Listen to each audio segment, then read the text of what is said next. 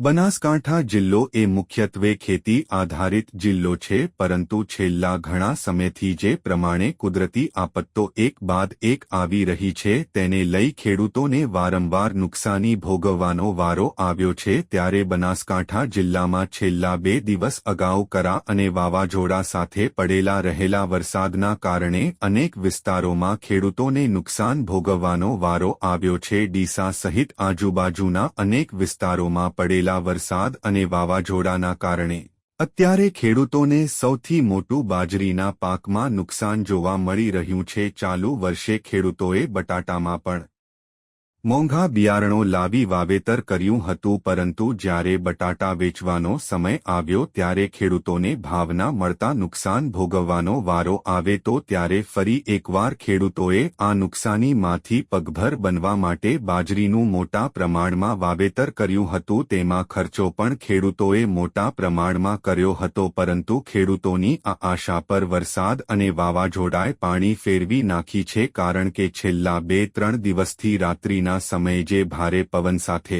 વરસાદ પડી રહ્યો છે તેના કારણે ખેડૂતોના ખેતરમાં ઉભેલી તમામ બાજરી હાલમાં નષ્ટ થયેલી જોવા મળી રહી છે।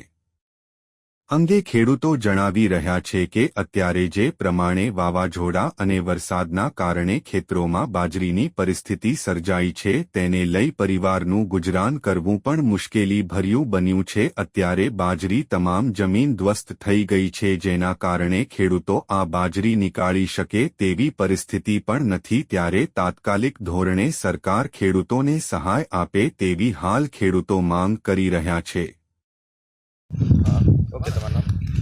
પોસાભાઈ કલ્યાણભાઈ, અમારે કમોસમી વરસાદ થયો એના કારણે બાજરી પણ બધી પડી હળી ગઈ છે અને બટાકામાં પણ નુકસાન આવ્યું હતું। એટલે આ વખતે પૂરેપૂરું નુકસાન છે। બાજરીમાં તો આશા હતી કે મળશે, બાજરીમાં કોઈ લે એવું રહ્યું નથી। હવે ચોમાસું વાવેતર કરવું એ જ પણ કાઠું છે અમારા માટે। હવે ચોમાસું વાવેતર કઈ રીતે કરશું? લાઇટ બિલ પણ એમાં મીટરવાળું છે। અત્યારે હાલ તમારે જો ચેક કરવું હોય તો કરી જુઓ, 15,000 રૂપિયા લાઇટ બિલ આવ્યું છે। એમાં બાજરીનું વાવેતર 6 વીઘા જ છે, આખી જમીન જ 6 વીઘા છે મારી પાસે।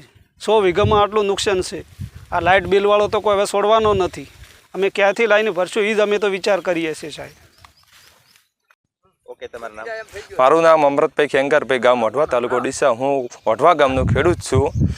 ગઈકાલે અને પરમ દિવસે અમારે ભારે વરસાદ ને વાવાઝોડું હોવાના કારણે અમારે બાજરીમાં 100% નુકસાન છે અને સરકારશ્રીને આપવા કે અમને પૂરેપૂરું વળતર આપે અને હાલની તારીખમાં કોઈ બાજરી કાપે હવે કોઈ ઘાસચારો કામ આવે એવો નથી।